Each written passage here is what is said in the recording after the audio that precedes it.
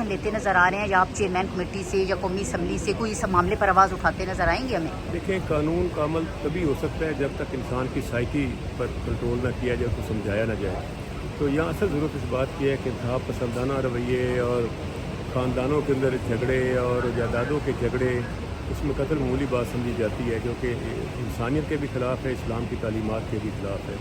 اللہ تعالیٰ کا حکم ہے، قرآن پاک میں بھی پیارے نبی نے بھی فرمایا کہ کسی انسان کا قتل پوری انسانیت کا قتل ہے، اور ہر انسان کے ہر گناہ کی معافی ہو سکتی ہے، قتل کی کوئی معافی نہیں ہے اللہ تعالیٰ کے حضور میں. تو یہ بات سمجھانے کی ضرورت ہے. علماء کرام کو چاہیے مساجد میں جب خطبہ دیتے ہیں جمعہ مبارک کا، اس میں بھی بات کیا کریں. میڈیا کا بھی فرض ہے اور حکومت کا بھی اور سول سوسائٹی کا بھی، کہ لوگوں میں اویئرنیس پیدا کرے اور اس گناہ کے خلاف نفرت پیدا کرے.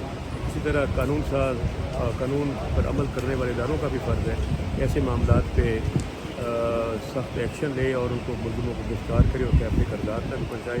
عدالتوں کا بھی ساتھ کرنا ہے. سبھی ادارے سر، مل آپ کر کی کام کمیٹی کریں گے سر تو انسانی خواتین حقوق کی کو کمیٹی تحفظ جو مل ہے سکتا ہے. سر انسانی حقوق کی کمیٹی کا اجلاس نہیں ہو رہا، اس حوالے سے کیا کہیں گے؟ اس کی میرا خیال ہے کہ جو national commission of human rights ہے پاکستان میں، یہ میں نے بل پہلے پیش کیا تھا، میری اسٹینڈنگ کمیٹی نے اس کو پاس کیا تھا جب میں chairman standing committee of human rights تھا.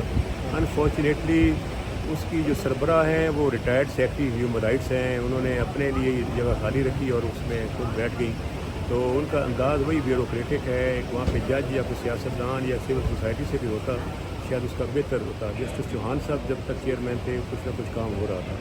جب سے یہ خاتون چیئرمین بنی ہے، جو خود بھی خاتون ہے لیکن ہیں وہ سابق سیکرٹری بیوروکریسی سے ہیں، تو اس کے بعد اس کی پرفارمنس زیرو کر رہ گئی ہے.